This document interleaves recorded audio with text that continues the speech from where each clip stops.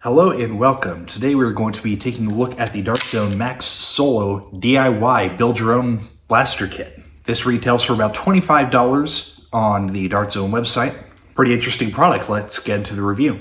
Now, I did not film myself assembling this, so there will not be an unboxing. But what you get included with the product is you get enough internals and screws and whatnot to build one blaster. You get a couple extra screws. You get an extra shell, depending on which one you use. I happen to have the white one installed, but there's also a red one.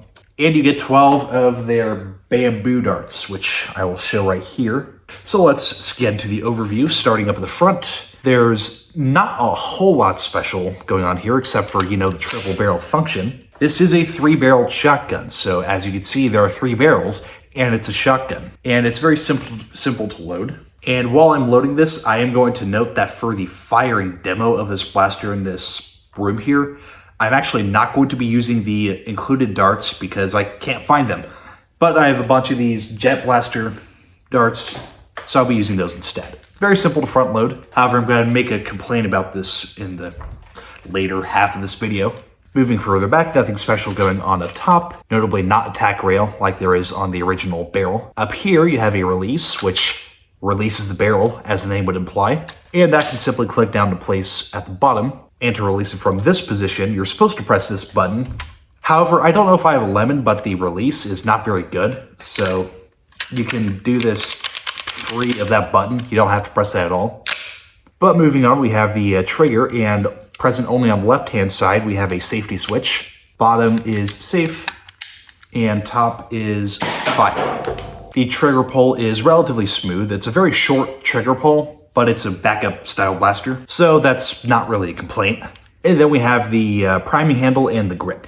Now the grip itself is pretty comfortable. I would say that it is a little bit oversized and better built for, a 14 plus demographic. However, I think that people of most hand sizes could use this fine. The T-handle is a little bit small in my opinion. It just doesn't stick out far enough. So it's a little bit more tricky to pull on than others. I really think they should just made this whole area a little bit wider. I think it would have just been more ergonomic. And it is worth noting that it's a relatively stiff prime, and it is a much stronger prime than that you would see in like a regular Nerf blaster. And also it folds. I'm not exactly sure why. I think it's part of the collapsing gimmick. So you collapse the barrel, you collapse this, and it's small enough to actually put in a regular pocket, which I can quite comfortably. However, there's so little space, and this just seems more like an inconvenience in my opinion. But this little piece moves, and that's just worth noting. And that actually concludes the external overview for this product. And now I will show you it firing. Firing the Solo Pro shotgun with nipplehead style darts because I can't find the originals.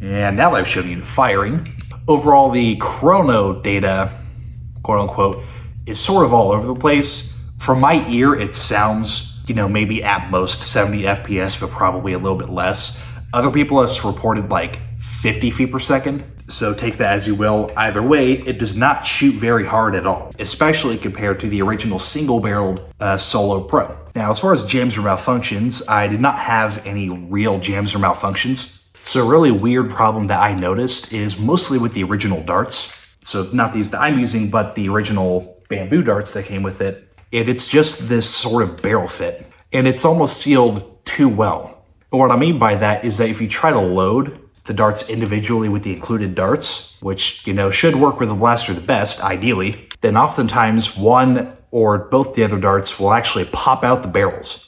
And while yes, you can fix it by just opening it up a little bit, it makes it really annoying to load this thing with the included darts. Now, it is worth noting that with sort of older style and less firm, because those bamboo darts are very firm, like these Jet Blaster darts, these don't have that problem. I have only encountered that with the included darts. which sucks and it is super annoying. However, I did not have any other jams or malfunctions aside from that. So, on to my personal opinion, and do I think that you should buy this? And in my opinion, I would actually say no. I would say stay away from this. And it is mainly the execution and the price point, because it's the argument of, is this really worth almost double the MSRP over a regular solo? Because unlike a regular solo, you don't get the option to shoot one dart at a time. You have to shoot 3. It will not let you shoot one dart. Furthermore, this barrel does not feel up to like the Dart Zone kind of par. It feels kind of a bit more cheaply made and executed. And again, it's really annoying to load this thing with the included darts, which is like the worst problem that a blaster can have. Also, quick side note, I don't like this at all. I don't think this is a great idea, and I really think that this should just be made a solid bar if they ever release an update. And on top of that, again, it's way more expensive than a regular solo. And while you technically get kind of a little bit more than with a regular solo, you can't use it all unless you have pre-existing solo like internals just sitting around. You only get one blaster, and then you get extra shell pieces and a couple extra screws. And you do technically have to assemble it yourself, which is interesting. However, I only really found it mildly entertaining. On top of that, again, you don't have to buy this to assemble a solo. You can just get a regular solo, disassemble it, reassemble it. And you did the same thing. And on top of this, I believe that this is more expensive than the Aeon Pro X, because I think that's $20 or $25. But I'm just about to that point where I start to ramble. Hopefully you had a enjoyable time watching this video. If you'd like more like this, then let me know and I'll bang out some more. So yeah, I hope you had a blast of a time watching, and I'll see you next time.